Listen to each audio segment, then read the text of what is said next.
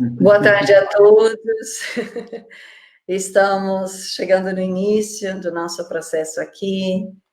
Já estamos com o nosso companheiro José Carlos de Luca, que já está conosco. Sejam todos bem-vindos, quem for se aproximando, for chegando. Enquanto que nós estamos fazendo os nossos finais settings aqui para o nosso encontro de hoje.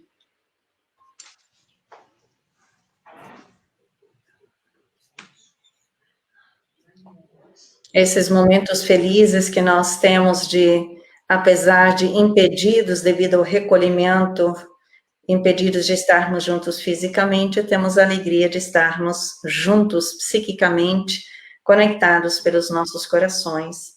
Que todos que já estão conosco, que vão chegando, sintam-se bem-vindos e sintam-se abraçados psiquicamente pelos nossos corações, o que certamente é possível para todos nós. Então, boas-vindas a todos.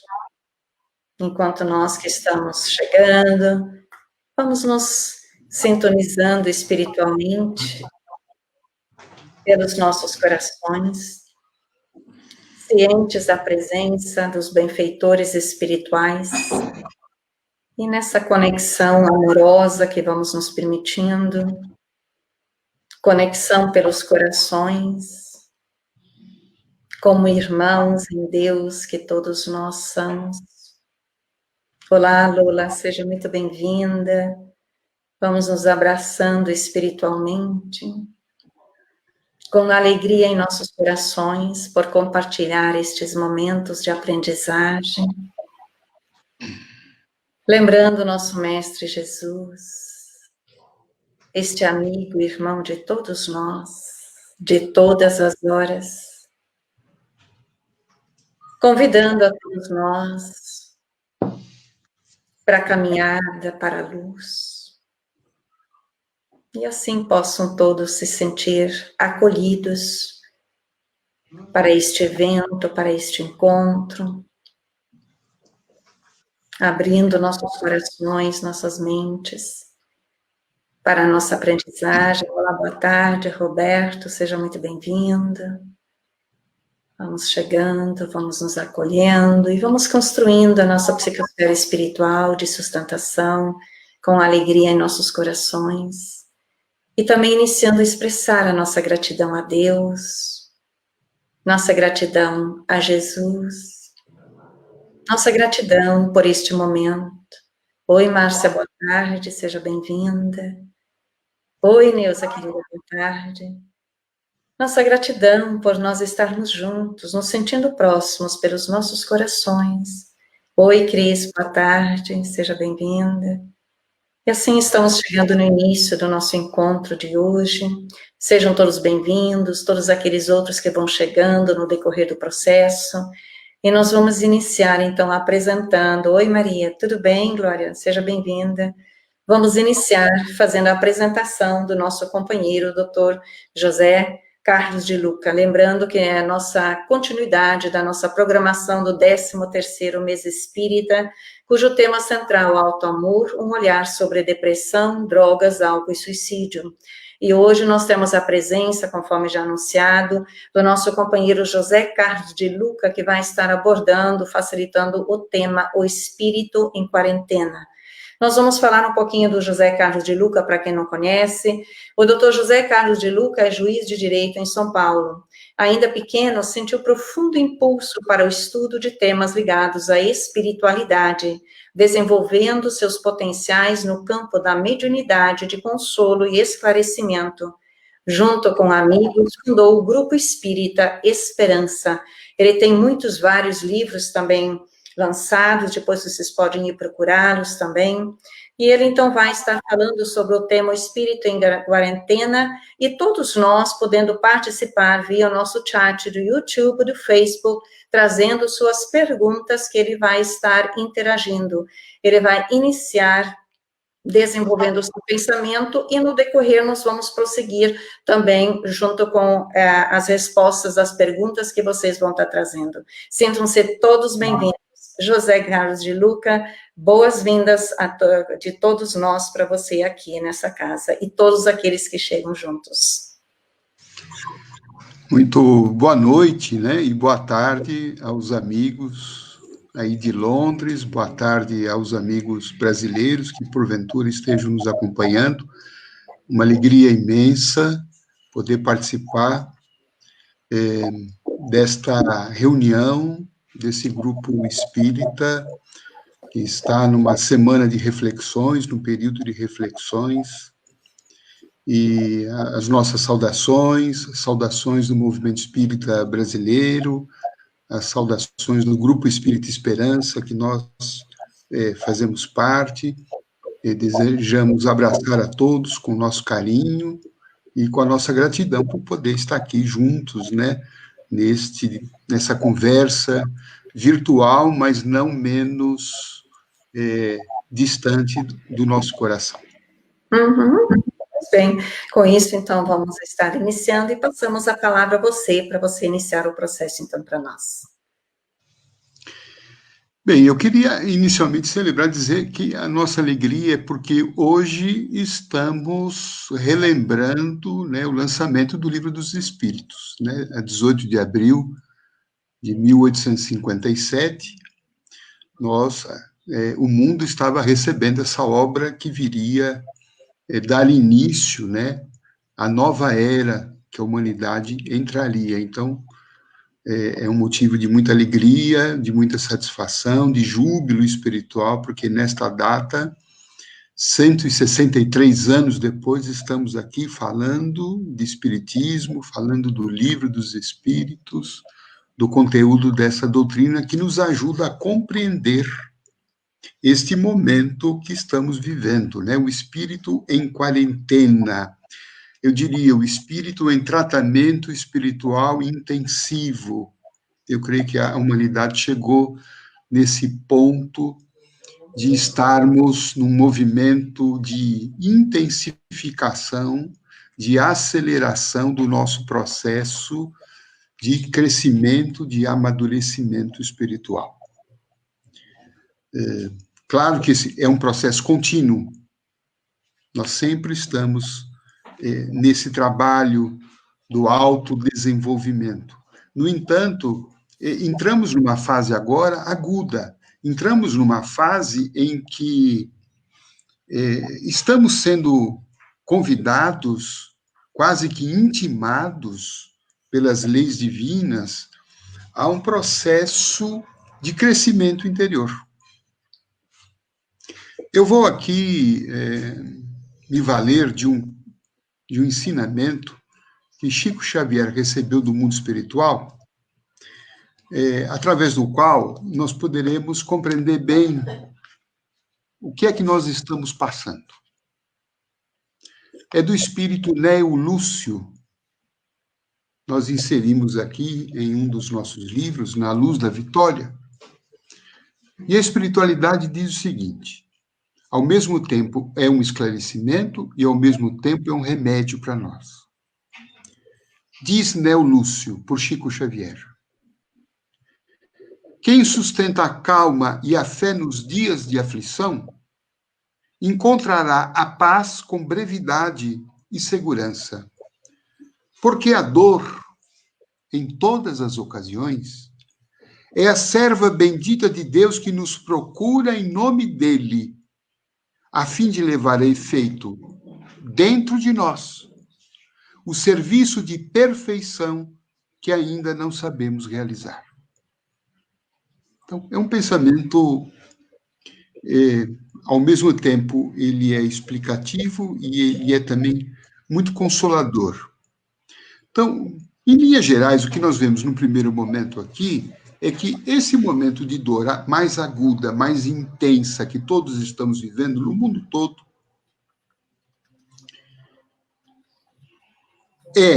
segundo a opinião da espiritualidade, é a serva bendita de Deus que nos procura para levar a efeito dentro de nós o serviço de perfeição que ainda nós não sabemos realizar. que ainda a gente não foi capaz de realizar.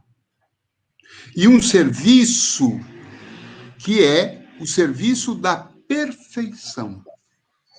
Então, esse momento que nós estamos vivendo, do ponto de vista espiritual, ele é um processo de aperfeiçoamento, de crescimento, que nós, de alguma forma, estamos retardando. De alguma forma, nós estamos caminhando a passos muito lentos. Então, os processos da vida estão nos estimulando a experimentar dentro de nós os efeitos desse próprio retardamento do nosso crescimento. Então, e aqui está claro que é um serviço que se faz dentro de nós. Isso nos leva, então, a pensar que, num primeiro momento, nós estamos aqui dentro de um processo de aceleração da nossa evolução e a dor está querendo provocar alguma mudança dentro de nós. Então, nós precisamos acelerar o nosso processo de autoconhecimento. Por isso que nós estamos isolados, estamos com as nossas atividades exteriores limitadas. A gente, em regra, não pode viajar, não pode sair, né? Não pode se encontrar com os amigos, a gente tem que ficar isolado. Isolado para quê? Para parar de olhar um tanto para fora e começar a olhar um pouco para dentro, para poder perceber e descobrir o que é que a dor está querendo trabalhar esse serviço de perfeição dentro de mim. Então, eu sinto que, nesse primeiro momento,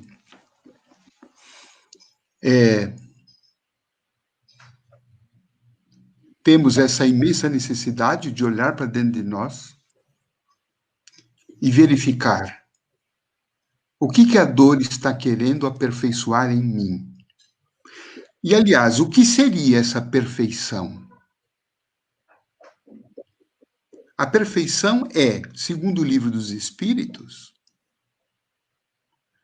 o reino de Deus, o reino do bem dentro da criatura humana. É o reino do amor, é o reino da fraternidade, é o reino da solidariedade. Então me cabe perguntar, o que é que está dentro de mim impedindo que esse reino se manifeste?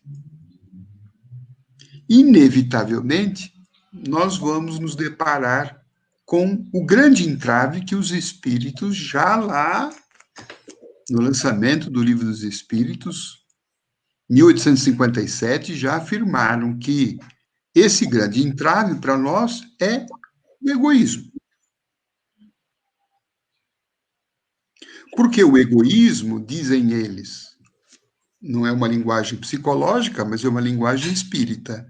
O egoísmo é o excesso de importância que damos à nossa personalidade.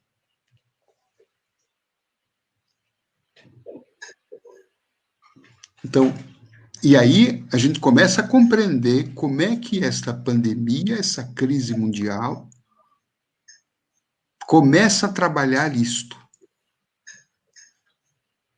E como nós começamos a nos sentir um tanto impotentes,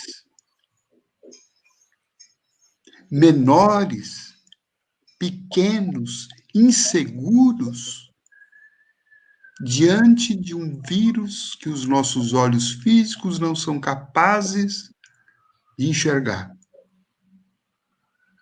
mas que eles inevitavelmente estão chamando a atenção do homem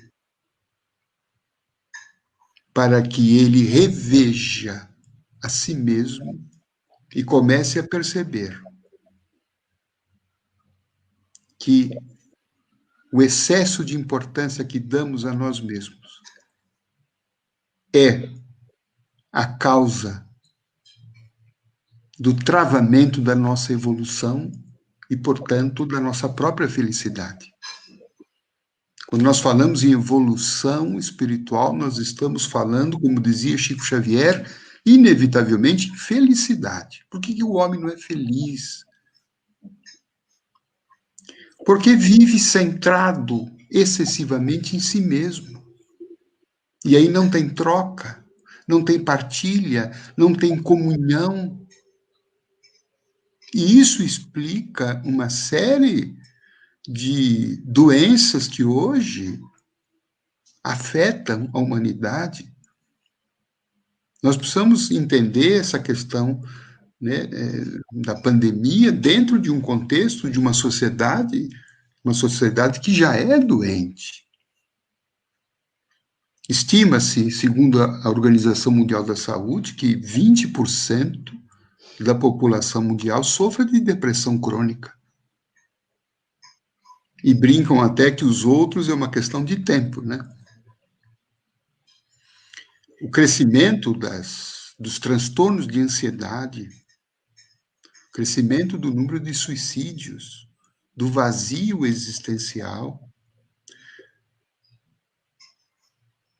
o crescimento do consumo de remédios ligados aos nossos transtornos de humor, os ansiolíticos, os antidepressivos, são dos remédios mais vendidos no mundo todo. Não estamos fazendo aqui uma propaganda contra esses remédios, evidentemente. Eles devem ser tomados quando indicados, quando necessários, mas isto é um retrato de uma sociedade doente. E o coronavírus, ele entra dentro desse contexto a nos mostrar como mais um sintoma de uma sociedade que já estava doente, porque estava vivendo num padrão excessivamente egóico, excessivamente individualista, competitivo, bélico, preconceituoso, separatista, fazendo com que cada um pense em viver como uma célula apartada do conjunto. E nós vamos ver lá em O Livro dos Espíritos que o objetivo da criação é caminhar para a unidade divina. Questão 1009 do Livro dos Espíritos, uma mensagem de São Paulo. O objetivo da criação é fazer com que o homem caminhe para a unidade. Isso não quer dizer que o homem vai perder a sua individualidade, mas que ele vai exercitar a sua individualidade dentro de um espírito coletivo. Eu gosto muito de um pensamento de São Francisco de Assis, no qual ele diz que todos nós precisamos nos enxergar como filhos da mesma mãe. Em outras palavras, como irmãos, filhos do mesmo Deus, um só rebanho, um só pastor. E que as nossas diferenças políticas, raciais, religiosas, não nos dividam, não nos separem, não nos agridam. Portanto, essas doenças que nós estamos vivendo, e agora a pandemia, ela vem mostrar isso de uma forma muito mais concreta, dolorosa, chamando muito a nossa atenção, ela está revelando, e ela só pode se desenvolver dentro de um nível de consciência planetário ainda marcado pela agressividade, pela violência. Veja, mesmo nesses casos, nesse momento que nós estamos vivendo, caros amigos, aqui no Brasil, nós temos, num período de isolamento, temos visto um aumento dos casos de violência doméstica. Então, vejamos como nós temos um nível de consciência ainda primário, um nível de consciência ainda separatista, bélico, agressivo, violento. E esse nível de consciência, ele permite, porque ele não é equilibrado, ele tem pouco amor, tem muito ego, né, tem muito poder e pouco serviço, né? Tem muito orgulho e pouca humildade. Ele propicia, né, como fruto do próprio desequilíbrio, o surgimento de diversas doenças. Na obra Os Mensageiros, num dos capítulos, se não me falha a memória, o capítulo 40, André Luiz vem com uma caravana visitar o mundo terreno aqui e ele detecta uma fumaça, uma nuvem pesada pairando sobre o planeta, e os espíritos superiores, se não me falha a memória, o ministro Clarencio esclarece a ele que aquilo eram vírus e bactérias astrais compatíveis que se desenvolviam em função do lixo, do pensamento tóxico, violento, agressivo, egocêntrico da humanidade.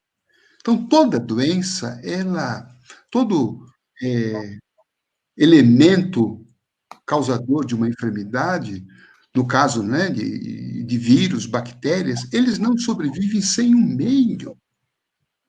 E nós, humanos, pela nossa natureza, ainda, como já registramos, egocêntrica e orgulhosa, nós estamos criando um pano de fundo, um meio para que esses agentes patogênicos nos agridam, porque nós também somos agressores. Nós matamos. Se não matamos fisicamente, matamos, às vezes, até com um olhar, com uma palavra, um gesto agressivo, até com a indiferença, quando a gente, né, não olha para a pessoa, tem uma tamanha insensibilidade que a gente mata, exclui ela da nossa vida pela simples indiferença. Então, eu enxergo que nós estamos nesse processo, e aqui, então, eu quero colocar, porque alguém poderia dizer, então é desolador, é o fim do mundo. Não. Não. No Livro dos Espíritos, na questão 916, os espíritos, o Allan Kardec, ele teve essa sensibilidade de perguntar aos espíritos, mas espera aí, como é que nós vamos eliminar o egoísmo se a causa do sofrimento é o próprio egoísmo? Como é que a causa vai exterminar o efeito? Olha a inteligência de Kardec. E os espíritos disseram que quando os homens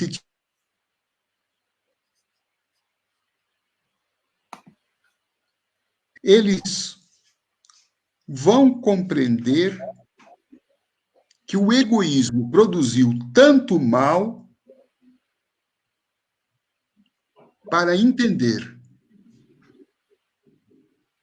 a necessidade da sua extirpação. Então, por que é que Deus permite que tudo isso ocorra? Por que é que todo mal vem à tona para que a humanidade se convença de como nós estamos nos fazendo sofrer? Nós estamos tendo uma intoxicação egóica. Assim como a gente come um alimento que nos intoxica, que depois a gente não quer nem ver mais esse alimento na cara, né? Meu Deus, não me faz dessa comida que eu comi outro dia, me fez tão mal, nunca mais eu vou poder comer isso. Eu diria que, guardadas as devidas proporções, nós estamos num processo mais ou menos semelhante. Nós vamos ter que ficar intoxicados dos efeitos do egocentrismo na sociedade, até que a gente se convença. E espero que isso não demore muito, né? Que não dá mais para continuar vivendo pautado nesse modo vivendi autossuicida. E aí, enfim, talvez a gente comece a compreender as propostas do Cristo, do amor, da fraternidade, da solidariedade. Para a gente começar o nosso diálogo, Ivanize, eu acho que tá bom, Sim, não? sim, sem problema. Eu vou começar com as perguntas que já chegaram. A Thaís está dizendo assim: seria esse retrato de sociedade doente o resultado da desconexão com Deus? Sim, eu creio que sim. Sobretudo se a gente for considerar que esse Deus não está fora. O reino de Deus está dentro de vós. Então, é a desconexão com o nosso eu maior, o nosso eu superior, ou, como dizem os psicólogos junguianos, né, o nosso self, é o Deus que habita dentro de nós. A gente perdeu essa conexão. A nossa centelha divina, como os espíritos costumam dizer. Então, Leon Denis falava exatamente disso, né, que nós temos duas esferas do nosso psiquismo. A esfera íntima, a essência, é a centelha divina. Mas ela está coberta pela camada do ego. Até aí não haveria nenhum problema. O problema é quando o ego se hipertrofiou e virou egoísmo, e que é a doença do ego. E aí ele, de alguma forma, encapsulou a nossa essência divina, o nosso Deus interior, o nosso Cristo interno, o nosso Buda íntimo.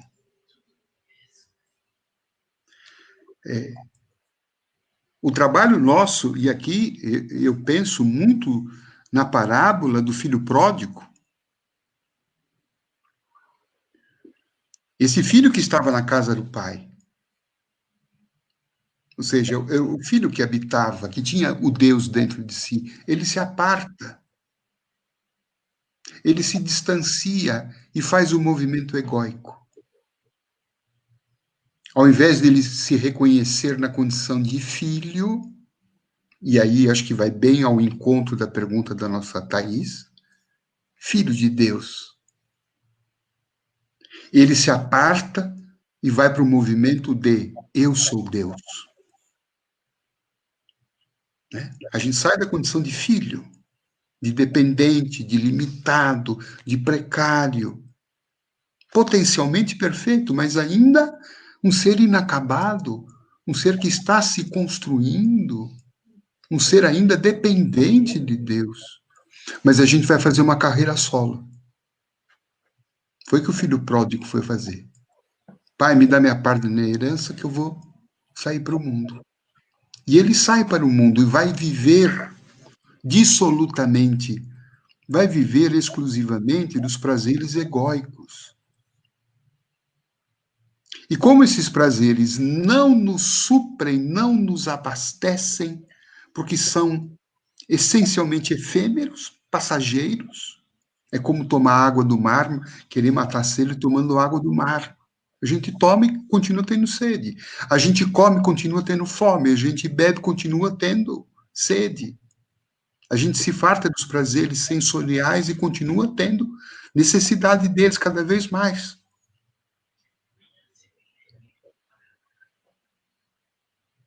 E aí, então, como a vida do ego, ela não tem o poder do autoabastecimento dos prazeres legítimos do espírito, nós entramos, como o filho pródigo entrou, no abismo existencial.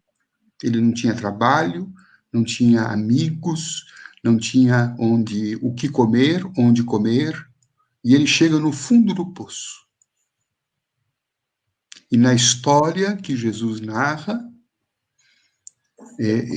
Jesus dá o detalhe de que ele acaba trabalhando e comendo a comida dos porcos, o que para os judeus era uma situação insuportável, inadmissível.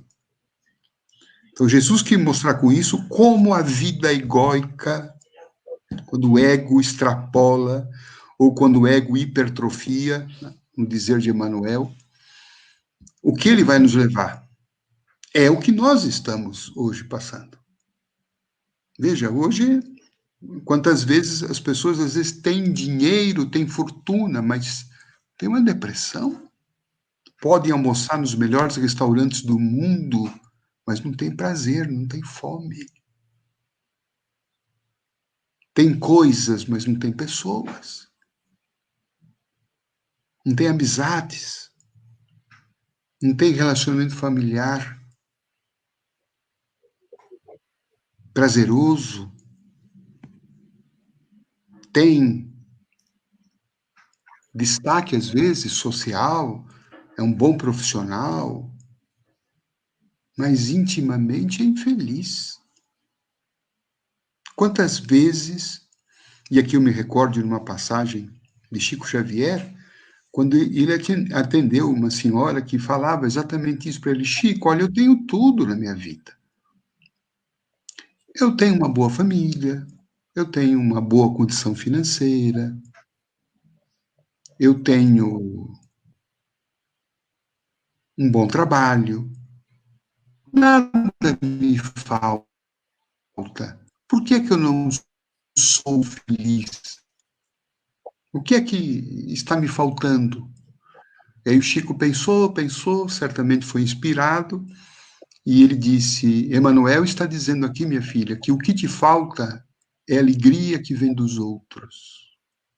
Ou seja, o quanto que eu sou capaz de ter uma vida compartilhada, o quanto que eu sou capaz de construir felicidade com as pessoas que caminham conjunto, o quanto que eu sou capaz de propiciar um sorriso aos outros. Então, quando o filho pródigo chega naquele fundo do poço, aí então ele caindo em si, veja novamente essa expressão, caindo em si, o movimento do autoconhecimento, de se olhar e ver o quanto que nós temos dentro de nós um filho pródigo que está sofrendo, que está desesperado, que está anêmico, física e espiritualmente, que está depauperado, que está sozinho, solitário, doente. E aí então ele fala, o filho pródigo, ele se lembra: puxa, na casa do meu pai eu era feliz. Ou seja, com Deus no coração, com amor, eu sou mais feliz. Aí então ele faz o movimento do voltar. Eu não sei se nós já voltamos, sabe, Evanice? Talvez alguns. Mas eu acho que o grande apelo nosso hoje é que nós somos filhos pródigos. E aí tentando responder e finalizando a pergunta da Thaís. Voltar para Deus, sim. Esse é o nosso movimento de hoje. Nós somos todos filhos pródigos. Sofrendo. E espero que a gente se convença a voltar logo para a casa do Pai. Obrigada. Aí nós temos o Roberto, que diz assim: como sustentar esse movimento de transformação? Não sermos atraídos pelo consumismo novamente? Eu acho que o primeiro movimento é o movimento, né, do autoconhecimento. É o movimento de gente se conectar, da autoconexão com a nossa essência. Nós muitos de nós perdemos a conexão com o nosso eu interior. Nós vivemos muito do eco, nós vivemos muito com olhar para o mundo exterior e ter coisas, de comprar coisas. E compra, gosta, fica 10 minutos, um dia, 2 dias, depois tem necessidade, porque as coisas, sabe, não cabem no nosso coração. Nos dão conforto, não há dúvida. Podem nos dar um bem-estar, mas não passa nisso. Um carro não me faz companhia. Um carro não faz eu tomar um chazinho comigo. Não conversa comigo, não troca sentimentos. Então, me parece que nós precisamos inverter agora. Precisamos ter coisas e nos relacionar com pessoas. Nós estamos nos relacionando muito com o mundo lá fora, com o aparentar ser. Né? Nós nos guiamos muito pelo movimento dos outros, pela opinião dos outros, temos que ter status, precisamos ter fama, precisamos estar toda hora fazendo selfie, precisamos toda hora mostrar que a gente é feliz, toda hora a gente precisa mostrar que comprou alguma coisa nova, que está comendo uma comida maravilhosa, que está com a roupa nova, que está em tal local. Se você olhar para as redes sociais, muitas vezes, antes dessa pandemia, nós vamos achar que se viesse um extraterrestre e quisesse conhecer a Terra apenas pelas redes sociais, ele ia dizer, esse povo é muito feliz. Porque está todo mundo sempre bem, todo mundo sempre viajando, todo mundo com um sorriso, né? Todo mundo se vestindo excelentemente bem. Mas isso contrasta com a realidade do dia a dia, do cotidiano. Como já disse, o número de suicídios cresce a cada dia. O número de depressões, a depressão será a doença, ou já é a doença de 2020, segundo a Organização Mundial da Saúde, é a doença mais incapacitante no mundo. Então, o movimento do autoconhecimento, como está lá no Livro dos Espíritos, né? Quando Allan Kardec pergunta qual era o meio prático e eficaz que o homem tinha de se melhorar nessa vida e de evitar o arrastamento do mal. Veja, 2 questões que Allan Kardec pergunta. Trocando em miúdos, ele quer saber como é que a gente melhora e como é que a gente não piora. E a resposta categórica dos espíritos de luz: conheça-te a ti mesmo. Porque dentro de nós estão a chave da doença e também a chave da cura. Dentro de nós está o caminho da felicidade ou o caminho da infelicidade.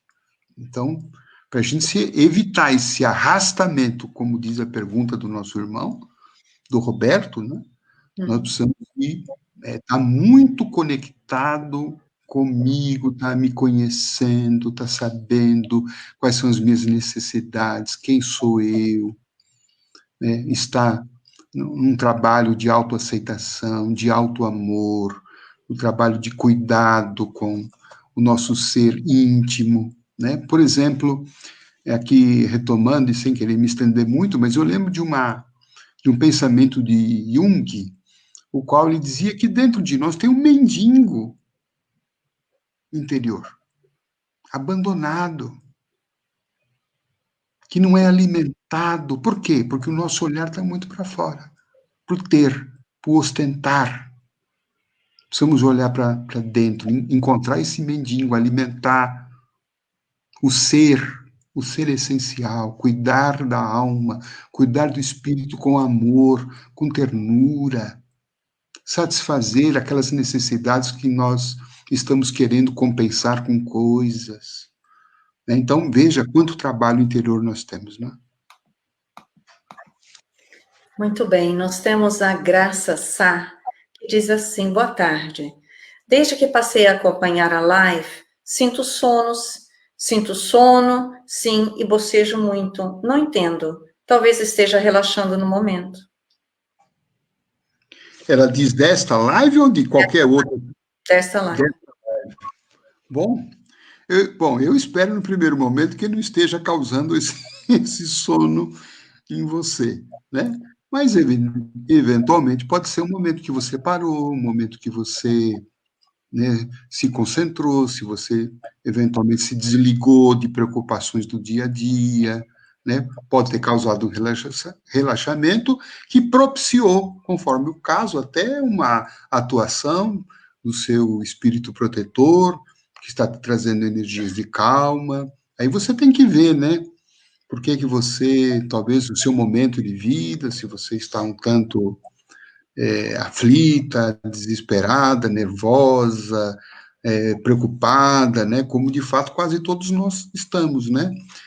Eu percebo também De Luca, dá que licença entrar, ela complementou dizendo que é qualquer live, então não é a só isso.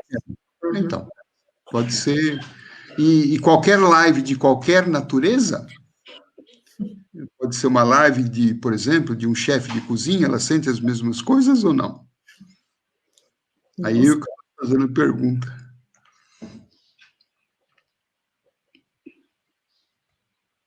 A Nadir está perguntando, a Nadir Rosa, boa tarde. Gostaria de saber se vocês estão sentindo mais sono desde que começou esta pandemia? Mais sono?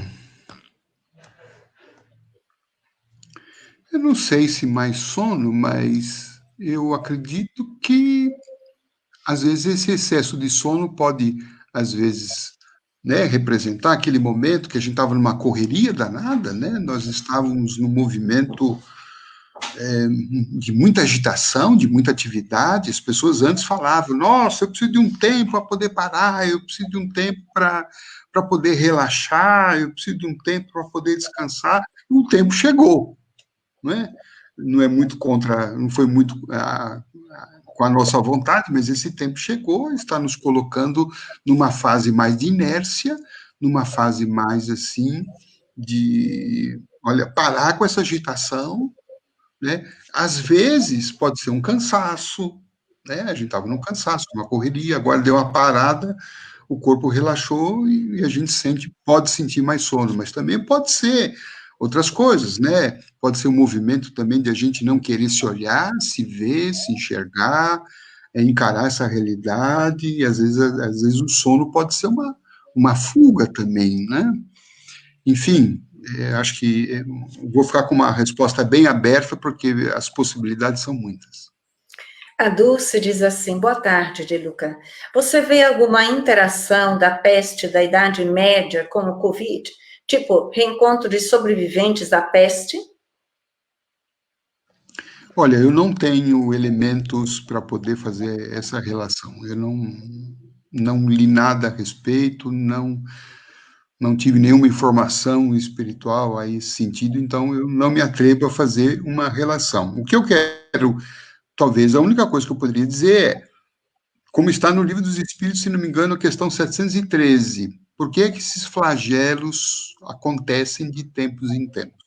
E a resposta foi duas: aceleração do processo de moralização da humanidade e um processo para fustigar, para mexer com o nosso orgulho e a nossa vaidade. Então, de tempos em tempos, nós precisamos tomar esse remédio, né? Ingrato, amargo, mas absolutamente necessário do ponto de vista da nossa evolução. O Lauro diz assim, boa tarde, De Luca. Entendendo o autoconhecimento como processo necessário para lidar com o egoísmo, como posso manter a perseverança para me manter neste processo? Não sei se eu entendi bem a questão. Você poderia repetir, Evanilda? Claro, entendendo o autoconhecimento como processo necessário para lidar com o meu egoísmo, como posso manter a perseverança para me manter nesse processo? Olha, eu vou retirar a resposta da sua própria pergunta. Isso é um processo. Autoconhecimento não é uma coisa que a gente faz, pum, fez uma vez, acabou. Não. É um processo para o resto da vida. É um processo para o espírito imortal. Eu acredito que nos planos superiores, os espíritos nobres continuam fazendo esse trabalho. Então, é uma coisa que aos poucos vai se tornando natural para nós. No começo a gente tem que se forçar, porque a gente não está habituado. A gente está muito acostumado a olhar para fora. Então, no começo, ele é incômodo, né? Ele não é uma coisa, não é assim, eu vou me encontrar agora, vou fazer uma coisa muito agradável, né? O autoconhecimento, às vezes, sobretudo no começo, ele pode despertar algumas sensações desagradáveis, porque nós vamos nos deparar com aspectos, de um lado, aspectos muito bonitos, né? As conquistas que a gente já fez, as virtudes que a gente já tem, mas a gente vai também se deparar com um universo da gente um tanto que a princípio pode ser até assustador, né? Eu muitas vezes cheguei a me fazer e ainda chego a me fazer dentro dessa questão do autoconhecimento, quando estou me autoanalisando, eu chego a dizer, meu Deus, eu sou isto, eu tenho esse conteúdo, né? Porque nós religiosos, né, Vanise, nós, sobretudo quem está aí, né, falando, quem está pregando, quem está escrevendo, a gente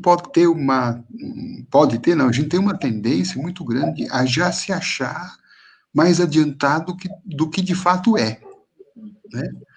Nós podemos ter uma compreensão intelectual, né, do processo, mas lá dentro a gente é uma pessoa comum.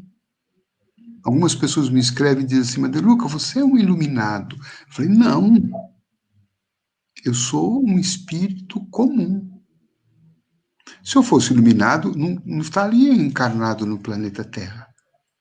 Um planeta ainda que não é evoluído, um planeta onde predomina o egoísmo, um planeta onde muitas pessoas morrem de fome, um planeta que tem guerra, que tem briga, que tem corrupção, que tem maldade. E eu estou aqui por quê? Eu estou aqui porque, em algum nível, eu tenho a ver com toda essa história. Isso diz muito de mim. Encarar isso não é fácil. Encarar isto é doloroso. Encarar isso precisa ser corajoso. Né? Por isso que Chico Xavier falava que quando ele fazia o processo dele de autoconhecimento, muitas vezes ele se entristecia com ele. Olhem, Chico Xavier dizia que muitas vezes ele ficava triste com ele mesmo. Mas, todavia, porém, contudo, isto por si só já é terapêutico. Tudo isso, quando a gente constata isso, embora, sabe, doa, machuque, quer dizer, machuca quem? Machuca o nosso ego. Porque para o nosso ego, nós somos lindo, maravilhoso, cheiroso, perfumado 24 horas por dia. Nós somos uma pessoa muito legal, muito bacana, muito caridosa. Somos espiritualizados. A gente faz meditação, né? A gente dá passe, a gente... Calma lá. Isso é por fora. Não quero dizer que a gente não tenha virtude já dentro. Mas, se a gente for olhar que este mundo terreno, ele é próprio de espíritos que ainda estão em fases primárias da evolução, a gente é recém-saído do mundo animal. Não vamos esquecer disso, gente. O próprio Chico Xavier dizia, olha, gente, a fase angelical está distante da gente. A nossa conquista hoje é tentar ser humano. Sair, sabe? Se afastar cada vez mais da fase animal, instintiva, e começar a desenvolver humanidade. Essa é a nossa missão. Então, manter-se nesse processo de autoconhecimento, primeiro, ter um compromisso consigo mesmo, da sua própria transformação. Eu não consigo imaginar que a gente consiga esta melhoria sem autoconhecimento. Ah, mas e a qualidade? A qualidade virá quando eu tiver noção desse mendigo interior que eu tenho. E isto, então, vai criar um espírito de compaixão pela dor do outro. No Evangelho segundo o Espiritismo, capítulo 6, item 7, uma mensagem do Espírito de Verdade que, particularmente para mim, é de Jesus. Mas isso não vem ao caso agora. Jesus fala que os monstros que devoram o nosso sangue começam na impiedade, na falta de compaixão. E por que eu não tenho piedade em relação ao outro? Por que eu não tenho compaixão em relação ao sofrimento do outro? Porque eu estou absolutamente centrado em mim mesmo, no excesso da minha personalidade, e o outro que se dane. Todavia, quando eu começo a olhar para dentro de mim e ver que também eu sou um mendigo, que eu sofro, que eu tenho carências, que eu tenho necessidades, que eu sou incompleto, que eu preciso do outro. Então, naturalmente, eu vou desinflando, né? O meu ego vai diminuindo e eu então começo a poder entender a dor, porque eu reconheci a minha própria dor. Eu consigo compreender a miséria do outro, porque eu fui capaz de olhar as minhas misérias. E aí então eu me torno misericordioso. E aí então posso fazer uma caridade genuína, e isso então me levanta. Agora, se eu não faço esse processo, eu vou usar a caridade como um mecanismo de exaltação do meu ego. Ah, eu sou uma pessoa muito caridosa. E, na verdade, muitas vezes não é. É apenas exibicionismo.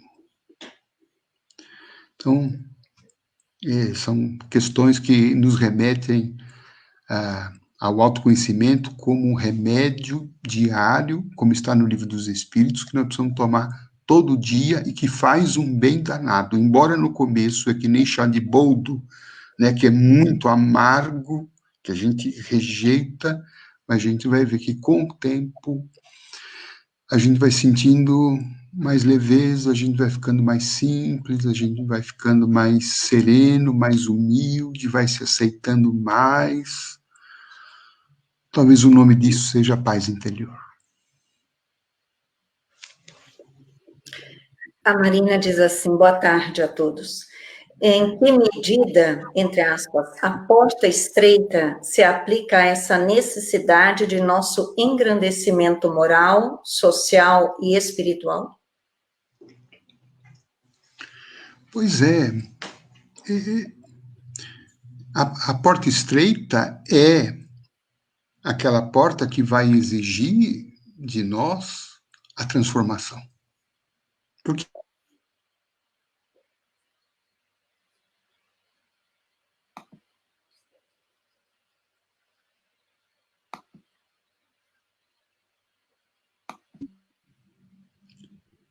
voltamos?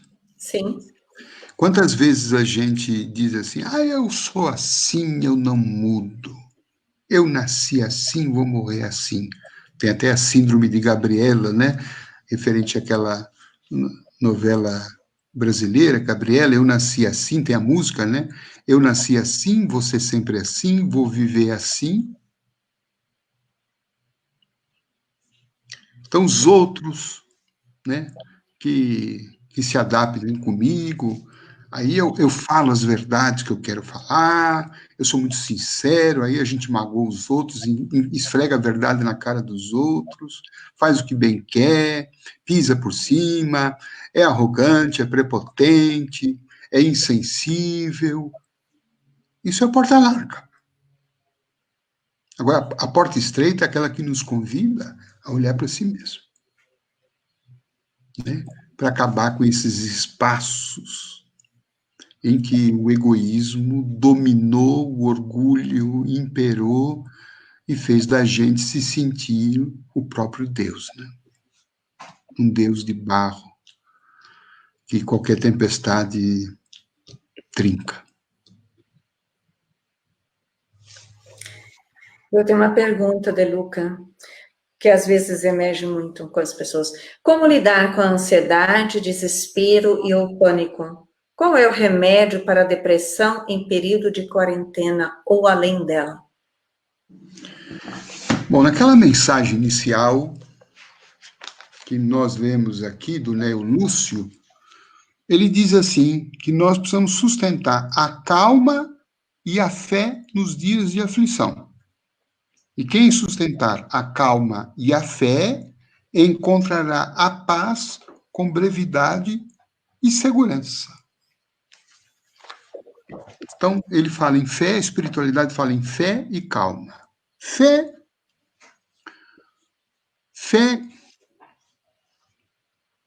no sentido de saber que Deus está no controle de tudo. Fé no sentido de saber que nós estamos dentro de um processo que, a princípio, é caótico, mas que sabemos que estamos num período de mudança, de reforma, para a construção de um novo ser. Quando a gente entra numa casa que está em reforma, que está em construção, a gente entra e fala, meu Deus do céu, que bagunça. Meu Deus do céu, que confusão, eu não sei onde estão mais as minhas coisas, né? O meu armário estava aqui, não estava, agora eu não posso mais dormir aqui, porque a cama foi para outro lugar. É um caos. Mas por que a gente não fica muito desesperado? Porque a gente sabe que essa reforma é importante para a casa que nós estamos construindo. Daqui a algum tempo, a reforma vai terminar e a casa que a gente projetou dos nossos sonhos, a gente vai usufruir dela. É um benefício. Então, eu acho que a calma e a fé, nesse momento, advém dessa percepção. Quer dizer, não é o fim do mundo, não é o desgoverno, não é o completo abandono das forças divinas, não. A nossa casa está em reforma. Nós estamos em reforma. E essa reforma produz, então, essa sensação de que as coisas estão todas fora do lugar, e isso nos incomoda, né? Isso nos tira, mas é absolutamente importante nos tirar do lugar comum. É absolutamente importante nos tirar daquela segurança efêmera que nós sentíamos com coisas que não tinham uma sustentação por si só. Então, eu sei, eu me coloco nesse processo, eu estou entendendo esse processo. Eu sei que Deus está no comando e eu quero cooperar, eu quero trabalhar para que essa casa seja reformada. Eu não vou me preocupar com a casa dos outros, porque eu não tenho poder sobre isto. Muitas pessoas me perguntam, mas, De Luca, como é que nós vamos fazer? A humanidade vai demorar para despertar, tem muita gente que não quer saber disso. Não importa mais os outros. Eu preciso construir o reino do bem dentro de mim. Aliás, a proposta do Cristo sempre foi esta. Cristo nunca se preocupou com uma reforma do macro, porque ele sabia que a reforma do macro só viria pela reforma íntima e individual de cada um. Por isso que Jesus não criou partido, não criou religião, não fez propostas de agrupamentos. O reino dele, a proposta dele era estabelecer no coração de cada um. E isto, então, quando acontece, a gente vai entrando, segundo a espiritualidade aqui, vai encontrando a paz, a brevidade e a segurança para a gente passar por esses tempos. A Nilda pergunta: o evangelho no lar pode ser um caminho para a nossa mudança interior? Acho que fundamental, sobretudo nesses tempos, né? Acho muito interessante. Eu vi até uma charge nas redes sociais que eu achei interessante, uma suposta conversa, né, entre Deus e o diabo. E o diabo falando assim para Deus: olha, Deus, você viu o que eu fiz? Fechei todas as igrejas. E Deus respondia: pois é, e agora as igrejas estão dentro dos lares. Eu abri uma igreja em cada lar. Então, o evangelho no lar agora é um dos recursos formidáveis para que a gente tenha, obter essa paz, obter essa segurança, obter esse apoio espiritual, nos ligar energeticamente com as mentes positivas, com os espíritos nobres, com aqueles que estão entendendo esse processo, estão trabalhando pela construção do reino de Deus, e a gente vai formando uma corrente, uma vinculação, né, com essas almas encarnadas e desencarnadas que pautam suas vidas com otimismo, com esperança, com compreensão das coisas. E isso nos alimenta. Porque se eu deixar e ficar ligado apenas no noticiário dos jornais, me ligar aos pensamentos de pânico, de medo, de desespero que pairam sobre a sociedade, sobre o planeta, eu vou me ligar energeticamente a essa psicosfera e, inevitavelmente, eu vou sofrer a influência negativa disto. E eu vou fazer, então, parte dessa massa que está perdida. Mas quem tem o evangelho, quem comprou a doutrina espírita, não está perdido. Nós nos achamos, sabemos por que está chovendo, sabemos que essa chuva vai passar e sabemos como nos defender da chuva. Quando eu era pequeno, deixa eu contar um episódio, Evilis. Quando chovia muito forte, eu não queria ir para a escola.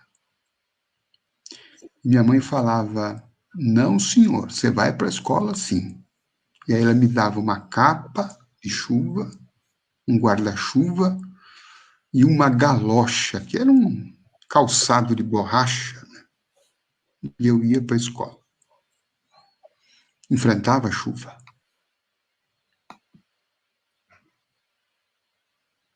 Então, o evangelho, sobretudo o evangelho à luz do Cristo, é a nossa capa, a nossa galocha, o nosso guarda-chuva, para a gente passar por essa tempestade que sabemos que ela vai passar. E a gente vai se sair, né, não tão molhado como aqueles que vão querer atravessar essa fase totalmente desguarnecidos de um pensamento ligado à espiritualidade, ao amor, um pensamento divino. A Carmen diz assim... Só posso complementar uma coisa, se você me permitir? Desde que a gente não faça do evangelho um palco de discussão, né? Que às vezes a gente vai fazer o evangelho no lar, aí cai a lição, a paciência. Aí a gente, ao invés de tomar aquela lição para si, vai aproveitar para acusar o outro, tá vendo? Essa lição foi para você, porque você não é isto, você não sei o quê. Aí, aquele evangelho que seria para harmonizar, ele acabou trazendo mais discussão e mais desarmonia para a família. Uhum. A Carmen diz: em alguns momentos eu acho que esse vírus vem a ser um presente para que nós possamos despertar para os sentimentos de solidariedade, reticências de amor que estava adormecido e precisava acordar. Estou errada? Olha, é uma visão interessante, né? Tudo depende de como a gente olha. Um olhar. Aliás, o homem é aquilo que ele imagina, já dizia o filósofo Epíteto. As coisas são as coisas, e o homem imagina como as coisas são. Então eu posso imaginar que esse vírus, essa pandemia, é uma praga que Deus mandou para destruir a humanidade. Mas eu posso olhar como essa nossa irmã está olhando e entendendo que esse vírus é um presente, né? Ou, uma linguagem espírita, a dor é uma bênção que Deus envia aos seus eleitos. Olha, a dor é uma bênção. Nós poderíamos dizer, então, a pandemia é uma bênção. Por quê? Porque através dela nós estaremos nos imunizando do mal que nós mesmos construímos com os nossos atos, pensamentos e palavras e sentimentos. E a partir disto, sermos capazes de fazermos novas escolhas de um modo de viver mais humano, mais espiritualizado, mais consciente, mais terno, mais amoroso e mais fraterno. E isso nos cura. É isso que nos cura. Então, dentro desse ponto de vista, de fato, esse momento é uma bênção. Muitos vão achar isso uma loucura. Pelo amor de Deus. Né? Mas é uma forma que a sabedoria divina tem de despertar nossa consciência. Por exemplo, vamos pegar um exemplo simples da febre. Quando a gente tem uma febre, ela é um incômodo, não é? Mas ela é um aviso, ela é um sinal de que tem alguma coisa errada acontecendo conosco. A partir dessa informação, a gente pode tomar alguma providência e descobrir, por exemplo, que a gente está com alguma infecção. E aí vai tomar o remédio necessário e nos curamos. E aí, então, a gente vai poder dizer, puxa, aquela febre foi um presente, né? Foi uma bênção. Por exemplo, se você está tendo um infarto, se você não tem a dor do infarto,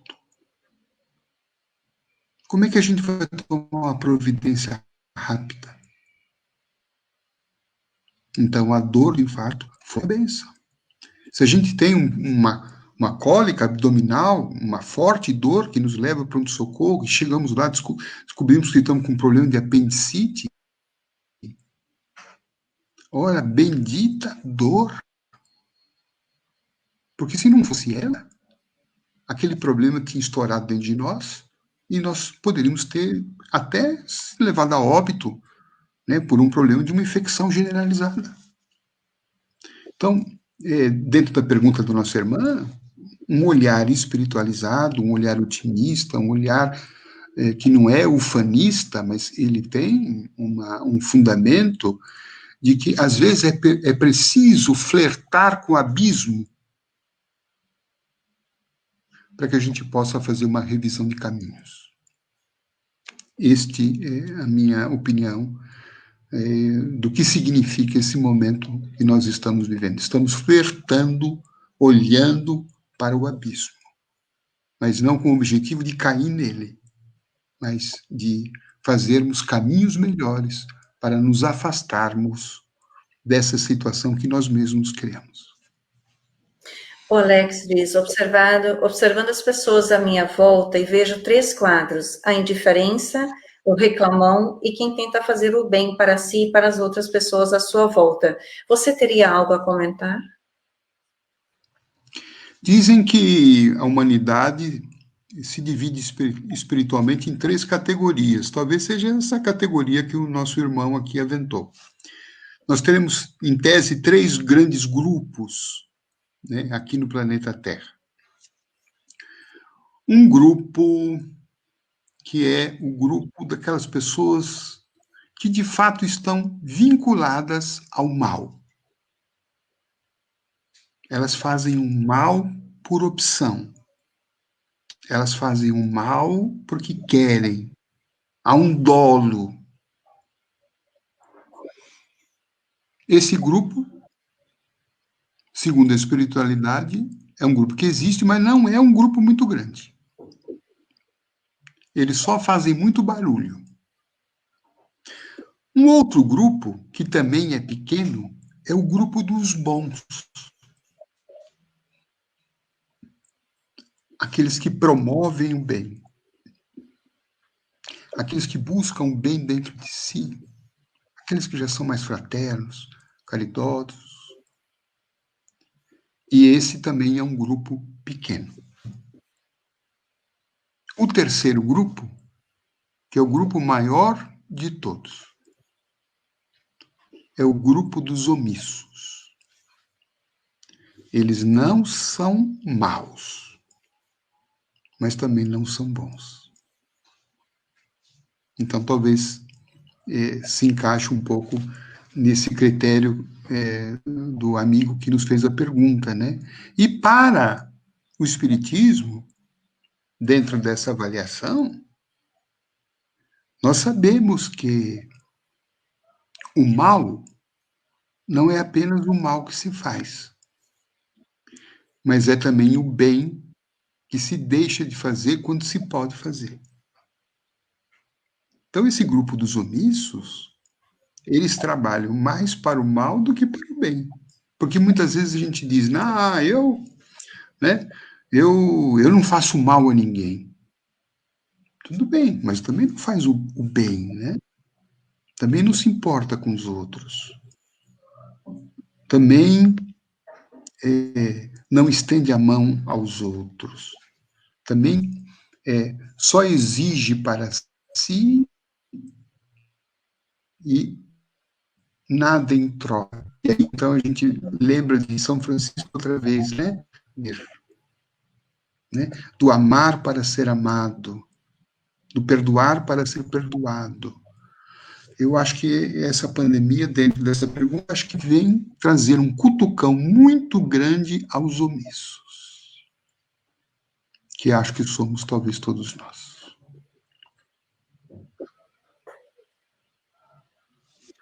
A Carla diz assim: De Luca, por que tantos desencarnes coletivos neste momento? Não consigo chegar a uma conclusão. Eu não entendi a pergunta, cortou, Ivanise. Eu vou falar novamente. Por que tantos desencarnes coletivos nesse momento? Não consigo chegar a uma conclusão.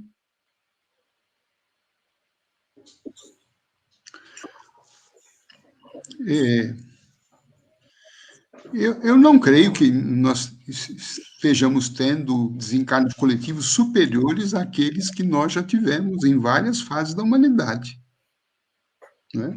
Não me parece que estamos tendo um registro, né, de um número muito superior àqueles que periodicamente acontecem, e diariamente acontecem. Né? Diariamente acontece. E, além do mais, quem diz que a morte é um fracasso? Por que morrer seria um fracasso existencial? Por que o desencarne seria para nós uma ideia contrária aos planos de Deus? Vamos nos lembrar sempre que nós não somos daqui. Nós estamos aqui provisoriamente. Todos nós vamos voltar, cedo ou tarde, com pandemia, sem pandemia. Todos nós vamos voltar. E a antecipação, ou a morte, vamos assim dizer, numa fase mais anterior da vida, não significa um contrassenso das leis de Deus. Poderíamos dizer até que desencarnar com todo respeito a quem sente a dor dos seus familiares queridos, mas desencarnar é voltar para os braços de Deus, da espiritualidade. É um prêmio. É estar livre de uma série de circunstâncias difíceis de vida num planeta ainda inferior. Então, a minha percepção, pode ser que eu esteja enganado, mas eu não tenho esse olhar de que nós estejamos tendo alguma situação absolutamente diferente daquilo que a humanidade, em toda a sua história, já teve, e vou dizer mais, e ainda terá. E ainda terá, porque nós teremos um processo longo pela frente, nós temos muitas coisas a enfrentar, nós temos muitas conquistas a fazer. De Luca, como nos contagiar de Deus? Não entendi a pergunta. Como nos contagiar de Deus? Nos contagiar de Deus? Porque nós temos contágio como algo vírus, né? Como que nós vamos modificar nossa estrutura, né? Eu acho que o caminho, o autoconhecimento, depois a autoaceitação, porque nós vamos nos deparar com a nossa luz, vamos assim dizer, e com a nossa sombra, com os nossos aspectos positivos, os nossos aspectos negativos, aceitação do que somos, do que podemos ser, do que dá para transformar e não se faz do dia para a noite, mas num processo de absoluta amorização e humildade. No dia de Páscoa, eu fui fazer uma oração, e ao final da oração, depois de meditar a respeito dos meus pontos ainda obscuros, eu tive uma profunda sensação do quanto que Jesus me ama. Apesar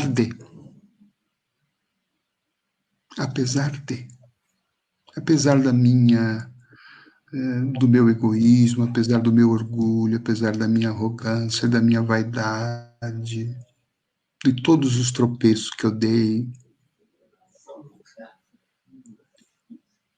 apesar de tudo isso, ou como, usando um verso do Gilberto Gil, se eu quiser falar com Deus na música, ele disse, se eu quiser falar com Deus, tenho que me ver tristonho, tenho que me achar medonho, e apesar do mau tamanho, alegrar meu coração. Então eu senti naquele momento que, apesar sou amado por Deus, do jeito que eu sou. Isso me deu uma paz muito grande. Eu acho que naquele momento eu fui contagiado por Deus. Fui contagiado por Deus, porque eu acho que naquele momento, depois que eu me reconheci tão insignificante, acho que sobrou um espacinho para Deus entrar no meu coração. Porque quando a gente se acha muito, Deus não encontra espaço. Mas quando a gente se humilda, Deus toma conta. Ou quando Paulo, o apóstolo, disse que quando eu me sinto fraco, é que eu sou forte. E quando eu me sinto forte, aí é que eu sou fraco.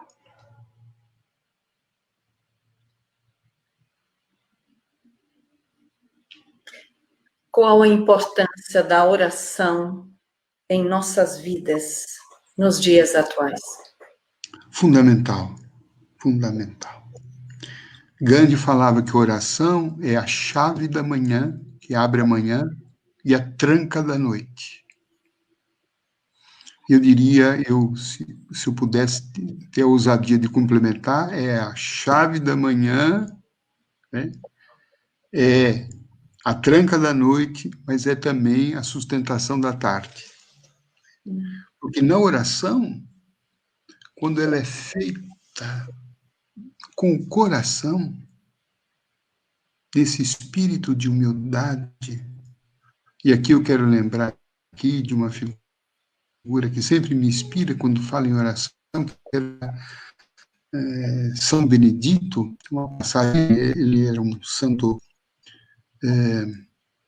que na história da igreja, ele não era um homem tido por inteligente,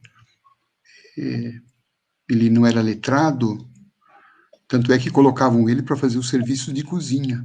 Mas quando ele orava, ele ia à área aberta do convento, se ajoelhava diante de um tronco de árvore e dizia simplesmente: Pai,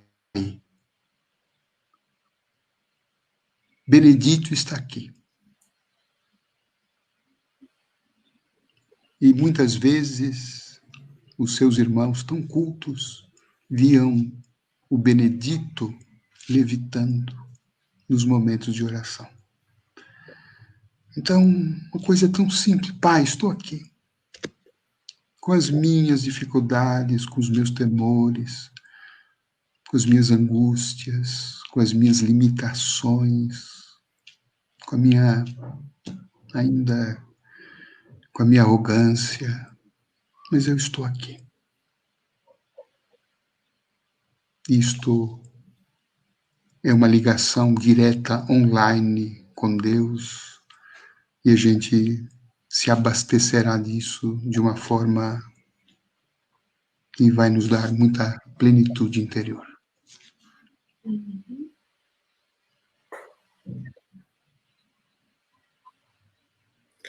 Poderias dar algumas palavras de esperança a quem está desempregado ou pode perder o trabalho dentro dessa vivência transitória que nos encontramos? Como você disse, Vanessa, a vivência transitória, né? E a esperança é aquela que vem da palavra que Nossa Senhora, certa feita, transmitiu a Chico Xavier, quando ele atravessava momentos muito difíceis, em que ele pediu a ela uma orientação, e ela, em 2 palavras, resumiu tudo. Tudo passa. Então, este momento nosso está passando, não veio para ficar. Ele veio para transformar. E se eu estiver dentro desta psicosfera de esperança, de crença, de fé e de calma, que tudo passa, eu entro num campo de energias totalmente diferente. Aí, quando eu rezo, a minha oração, ela já é um combustível, é um alimento. E me coloca num patamar vibratório e energias do universo de muitas possibilidades. Quando Chico Xavier, ainda criança, órfão, na casa da sua madrinha, que lhe causava maus tratos, e ele faminto muitas vezes, fraco, anêmico, aparecia, vez ou outra, para ele um animal, um cachorro, trazendo na boca uma fruta, um fruto chamado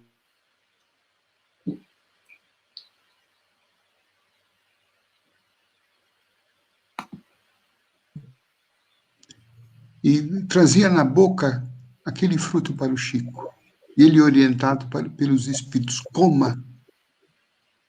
E ele muitas vezes se alimentou de um jatobá trazido por um cão que até hoje não sabe como que apareceu. O que era isso? Era o cuidado de Deus. Era o amparo do Senhor. Era a força divina daquele pai que não deixa nenhum dos seus filhos ao desespero, mas que a gente esteja no nível da sintonia da fé, da calma, da esperança e da transformação interior. Assim, nós estamos chegando quase no término do nosso horário. Gostaríamos de ver se é possível, Deluca, você fazer as vibrações para nós. É possível? Estás me ouvindo? E cortou, Eu vou eu repetir. não consegui entender o que você falou. Nós estamos chegando no final do nosso tempo acordado e queria ver se poderias fazer as vibrações para nós. As vibrações finais. Ouviste? Não ouvi. Vou repetir de novo. Nós estamos chegando no Não. final do nosso período, nosso tempo alocado, e estamos pedindo se é possível você fazer nossas vibrações finais, nossa prece final. Pois não. Pedimos que todos Quanto nós tempo eu que tenho? estamos sintonizados possamos nos conectar juntos. Pode pegar até 10, 15 minutos se for necessário. Tá bom, então. Todos juntos conectados. Senhor Deus,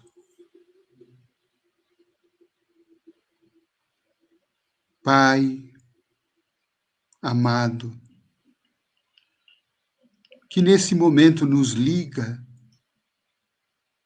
a irmãos dos 4 cantos do universo.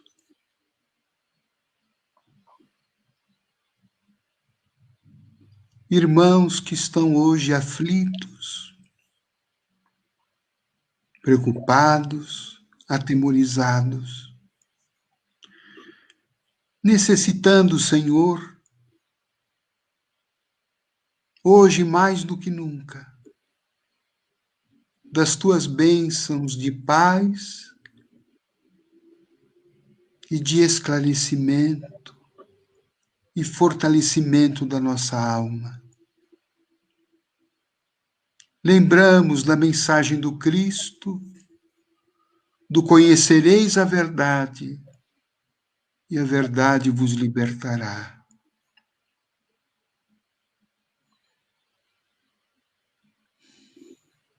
Que tenhamos, Senhor, a maturidade suficiente para considerarmos que somos teus filhos, ainda crianças, que muitas vezes se recusam a crescer. Ajuda-nos a crescer, Senhor. Ajuda-nos na dificuldade, criar resistência, criar sabedoria para escolhermos caminhos melhores,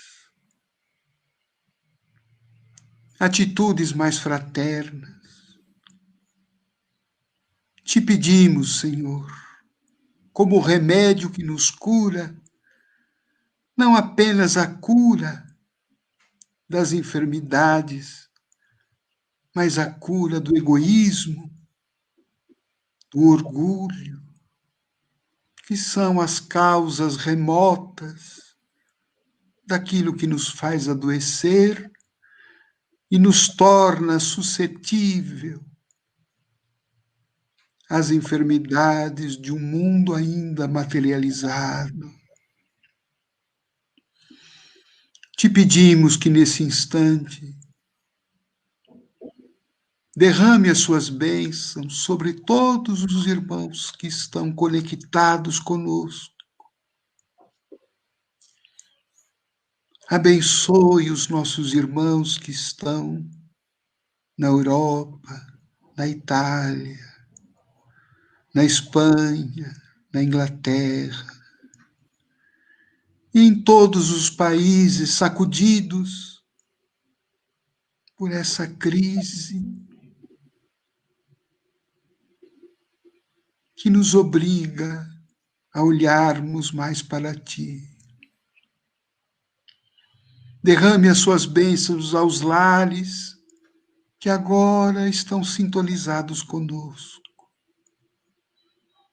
Permita que o médico Jesus visite a cada irmão que nesse momento esteja necessitando do apoio espiritual. E nós doamos com Jesus os nossos melhores sentimentos para que cada leito de dor, cada irmão no hospital,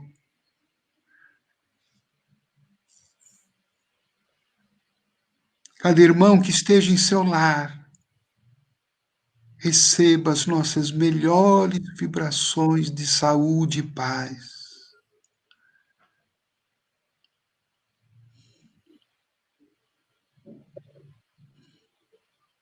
Receba o toque de amor do Cristo, o toque com o qual Ele devolveu a visão aos cegos, restituiu o movimento aos paralíticos, curou os leprosos e devolveu às pessoas a vida.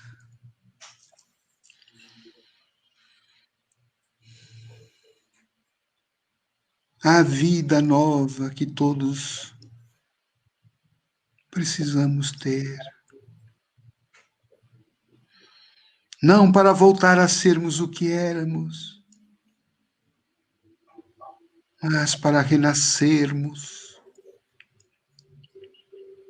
em espírito e verdade perante as leis divinas. Abençoa, Senhor, esse grupo espírita que promove a difusão do Evangelho do Cristo. Fortalece seus membros, seus dirigentes. Fortalece a todo o movimento espírita. Fortalece a todas as religiões. Fortalece os ideais de fraternidade e paz. E assim, agradecidos por este encontro, pela honra de aqui estarmos juntos, deixamos que os bons espíritos espalhem as bênçãos sobre todos nós, nos erguendo no ânimo, na fé e na esperança de que, por mais seja escura a noite, a alvorada de um novo dia está raiando. Com as bênçãos de Deus para todos os irmãos que comungam este momento conosco, pedimos a permissão para darmos por encerrada a nossa tarefa. Graças a Deus. Que assim seja. Nossa gratidão ao encerrarmos o nosso encontro de almas, nossa gratidão ao De Luca pela sua disponibilidade, gratidão por todos vocês, de tão longe fisicamente, mas de tão perto que todos nós estejamos, pessoas de vários estados do Brasil, Copenhague, pessoas irmãos aqui, de vários lugares.